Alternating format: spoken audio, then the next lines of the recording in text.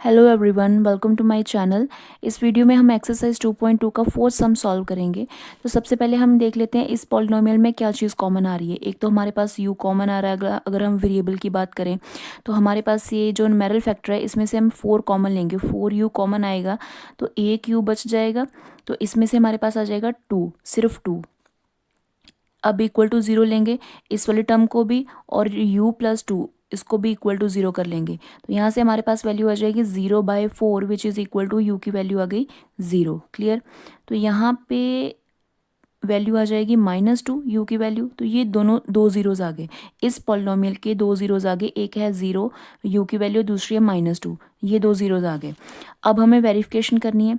Verification के लिए same वही फॉर्मूला यूज़ करते हैं जो हम वही वाला यूज़ करेंगे।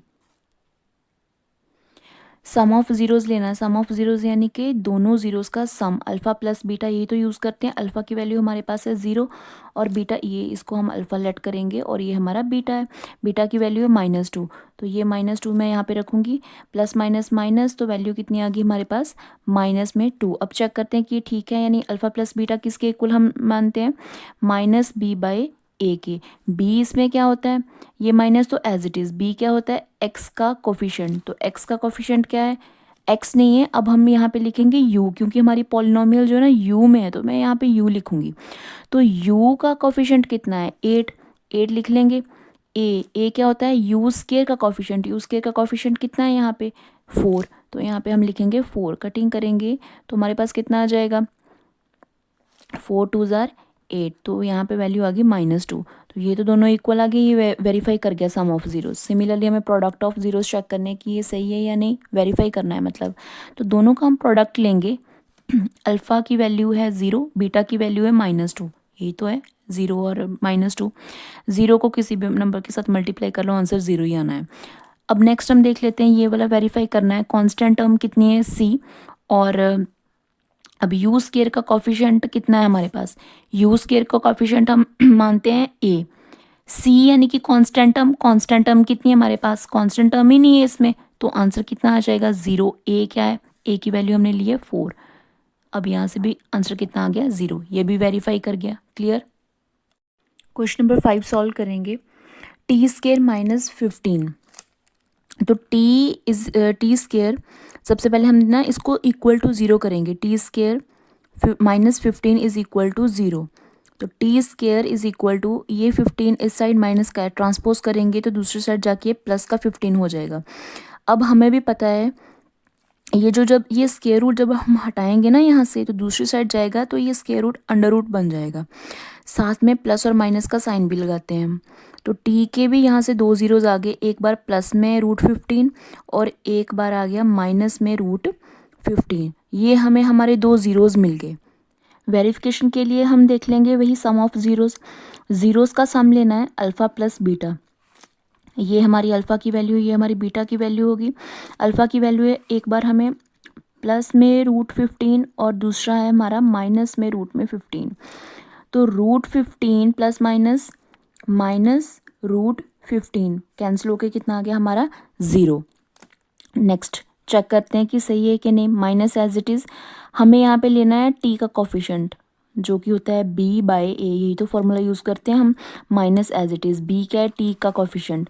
मैंने टी इसलिए लिखा है क्योंकि अब हमारी पॉलिनोमियल टी में है, जैसे u में है या x में है, तो अब हमारी पॉलिनोमियल जो है ना वो टी में है। तो टी का कोफिशिएंट कितना है, टी का कोफिशिएंट ही नहीं है कोई, क्योंकि सिर्फ टी वाली टर्म ही नहीं कोई, इसलिए कितना आएगा हमारा आंसर 0। ए क्या होता है, टी स्केयर का कोफिशिएंट। तो टी स्केयर का यहाँ पे कोफिशिएंट कितना चल रहा है, 1। यहाँ पे हम लिखेंगे 1, तो आंसर कितना आ जाएगा 0। ये सम ऑफ ज़ीरोज़ तो वेरीफाई कर गए। अब हमें चेक करने हैं प्रोडक्ट ऑफ ज़ीरोज़ भी वेरीफाई करने हैं। प्रोडक्ट कैसे लेंगे, अल्फ़ा और बीटा। अल्फ़ा की वैल्यू है √15 और एक है हमारा माइनस में √15। हमें पता है कि जब हमारे पास ना ऐसे कुछ होता है, दोनों रूट वाली टर्म होती है, तो इसको हम ऐसे लिख सकते हैं ना कि स्केयर। अब स्केयर रूट के साथ कैंसिल हो गया, तो आंसर कितना आ गया, सिर्फ हमारे पास 15 बच जाएगा। तो ये यहाँ पे माइनस भी आएगा क्योंकि माइनस तो है ना हमारा। नेक्स्ट कांस्टेंट टर्म कितनी है इसमें, इस पॉलिनोमियल में कांस्टेंट टर्म है हमारी -15, तो मैं यहाँ पे लिखूंगी -15। वैसे हमारा c/a होता है फॉर्मूला। तो कांस्टेंट टर्म इसमें हमारी है कांस्टेंट टर्म है सिर्फ 15, माइनस में 15, यही तो है। ये देखो ये कांस्टेंट टर्म है -15, वो हमने यहाँ पे लिख ली। अपॉन में हम लिखेंगे ए क्या है हमारा टी स्केयर का कॉफिशेंट, तो टी स्केयर का कॉफिशेंट कितना है हमारा 1, दिख रहा है आपको। टी स्केयर का कॉफिशेंट कितना है 1, तो अपॉन में 1 हो तो वो तो हम कंसिडर ही नहीं करते। ये फिर से दोनों इक्वल आ गए, वेरीफाई कर गया ये भी, क्लियर। अब हम 6 सम सॉल्व करेंगे, 3x square minus x minus 4। अब देखो हमें फैक्टर्स बनाने हैं, तो मल्टीप्लाई करने पर क्या चाहिए, मल्टीप्लाई करने पर हमें चाहिए 12, और उन्हीं को प्लस या माइनस करने पर हमारा आना चाहिए 1, क्योंकि सेकंड टर्म में जो कॉफिशेंट है वो 1 है। अगर हम इसके फैक्टर्स देखिए 4 3 ज़ा 12 होगा, ठीक है, 6 2 ज़ा भी 12 होगा। यहाँ पे अगर हम इस फैक्टर्स को चेक करते हैं, इनको माइनस करने पर हमारे पास 1 आ जाएगा, ये तो हमें चाहिए, तो हम ये वाले फैक्टर्स ले लेंगे। यहाँ पे हम लिखेंगे 3x square minus 4x plus 3 minus 4, clear. ये हम फैक्टर्स बनाएंगे अपने। नेक्स्ट हम कॉमन देख लेते हैं, क्या चीज़ कॉमन आ रही है, x कॉमन आ रहा है सिर्फ, तो 3x माइनस 4, एक तो ये कॉमन आ गया। इन दोनों में से तो कुछ भी कॉमन नहीं दिख रहा हमें, कुछ भी कॉमन नहीं आ रहा, इट मीन्स के 1 तो कॉमन लेंगे हम, जिसमें कुछ नहीं कॉमन आ रहा हम 1 कॉमन लेंगे। Plus 3x minus 4। मैंने आपको ये भी कहा था कि साइन जो होता है ना, इससे ओपोजिट लेना है, पर ओपोजिट ऐसे ही नहीं ले लेना, इस साइन को और इस साइन को मल्टीप्लाई करने पर ये वाला साइन आएगा, अगर ज़रूरत पड़े तब चेंज करना है। देखो अगर मैं यहाँ पे प्लस लिख लूँगी तो प्लस प्लस प्लस प्लस थोड़ी ना है, ऊपर हमारे पास माइनस है, तो माइनस प्लस माइनस वो तो ऑलरेडी सही है हमारा जो भी है, तो इसलिए चेंज करने की ज़रूरत नहीं है आपको साइन। अब देखो नेक्स्ट आ गया हमारा 3x माइनस 4, एक फैक्टर, दूसरा फैक्टर कौन सा आ गया x प्लस 1। नेक्स्ट स्टेप हमारा क्या होता है, ज़ीरोज़ फाइंड आउट करने हैं, सो हमें दोनों फैक्टर्स को इक्वल टू 0 करना पड़ेगा। नेक्स्ट आ गया हमारे पास 4x इज इक्वल टू 4/3, ये हमें पहला 0 मिल गया अपना। नेक्स्ट है -1, तो x की वैल्यू कितनी आ गई -1, ये 2 ज़ीरोज़ आ गए। वेरिफिकेशन के लिए हम क्या करेंगे, सम ऑफ ज़ीरोज़ ले लेना, अल्फ़ा प्लस बीटा। अल्फ़ा की वैल्यू हमारे पास है, अल्फ़ा की वैल्यू 4/3 एंड बीटा की वैल्यू -1, ये हमें पुट करनी है। अल्फ़ा की वैल्यू हमारे पास है 4/3 और बीटा की वैल्यू है माइनस में 1, 4/3 as it is plus minus -1, यहाँ से हम एलसीएम ले लेंगे, तो वैल्यू कितनी आ जाएगी हमारे पास 1/3। अब हमें वेरीफाई करना है इसे, अल्फ़ा प्लस बीटा किसके इक्वल होता है, -b/a के, तो b क्या है, b हमारा x का कोफिशिएंट, पहले हम माइनस तो लगाएं क्योंकि ये फॉर्मूले में है।